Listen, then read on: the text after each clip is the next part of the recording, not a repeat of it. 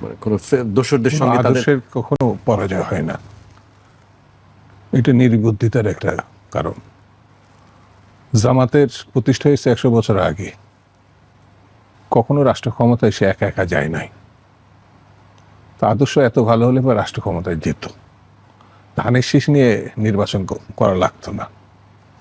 জামাতের আদর্শ যেতে এত স্পষ্ট হতো, তাহলে আশ্রয়ের যে কথা, প্রথম আশ্রয় তো বিএনপি জামাতকে দিছে 4 দল করার মধ্য দিয়ে। ধানের শীষ দিয়ে তাদের নিবন্ধন যখন নাই, সে আশ্রয় তো বিএনপি দিয়েছে। মিনিমাম কৃতজ্ঞতা থাকলে এটা যে কেউ স্বীকার করবে। তো এইটা নাই বলে এই কথাটা আসে। জামাত এবং শিবির এটা স্পষ্ট করে স্বীকার করছে, তখন ক্যাম্পাসে তারা ছিল ছাত্রলীগের প্রতি মিশে। কারণ তখন কোনোভাবে তাহলে তো ছাত্রলীগের সঙ্গে মিশে থাকলে ছাত্রলীগ যে হাত দিয়ে নারী নির্যাতন করেছে, সেটা কি ছাত্রলীগ করছে না শিবির করছে? কারণ যখন ছাত্রলীগ পালাইছে, চলে গেছে বলে আমরা মনে করছি, তখন তারা এই কথা নিজেরাই স্বীকার করছে।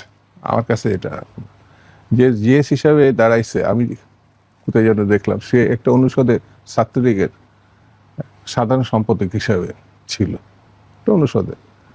সে এখন তো পদত্যাগ করেন, এই কথাটা আবার কাগজ আসছে, সে শিবিরের প্রার্থী হতেই পারে, যোগ দিয়ে হতেই পারে। তো সেই জায়গায় আথাতের প্রশ্ন যদি কেউ উঠায়, এটা ঠিক হবে না। আমার বিবেচনা ছাত্রলীগের ভিতরে থেকে নিজেকে রক্ষা করব, এটা নিয়ে অভিযোগ করা ঠিক হবে না।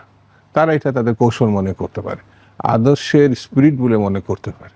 কিন্তু আমরা তো কারোর সঙ্গে আঘাত করি না বলে ক্যাম্পাসে থাকতে পারি না। মানে ছাত্রদল মায়ের কাছে নির্যাতন ভাবে চলে গেছে।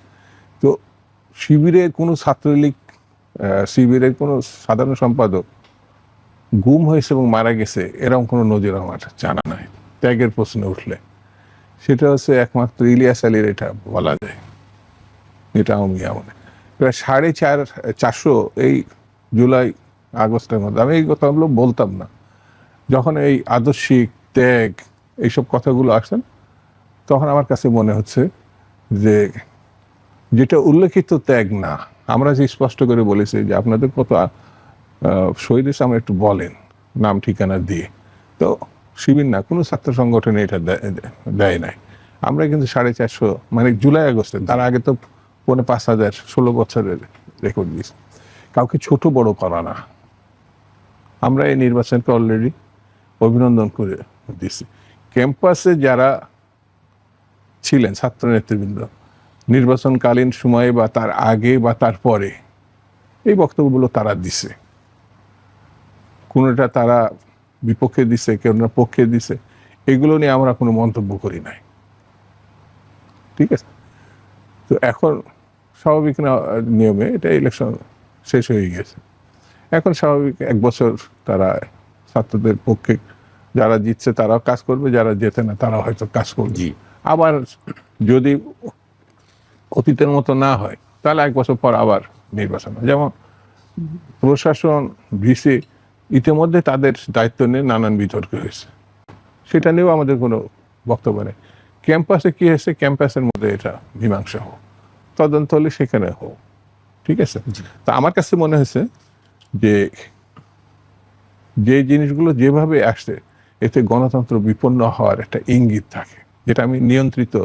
এটাও ঢাকা ইউনিভার্সিটি, প্রাচ্যের অক্সফোর্ড, এই জায়গাটায় যদি মানে কালো শক্তি, অন্ধ শক্তি, নিয়ন্ত্রিত শক্তি, অথবা যারা স্বাধীনতার বিপক্ষে অবস্থায় নিয়েছিল 71, তারা দখল করে, এইরকম অভিযোগ ওঠে, তাহলে এই ঢাকা বিশ্ববিদ্যালয়ের জন্য এটা দুঃখজনক, এই কথাটা আসবে।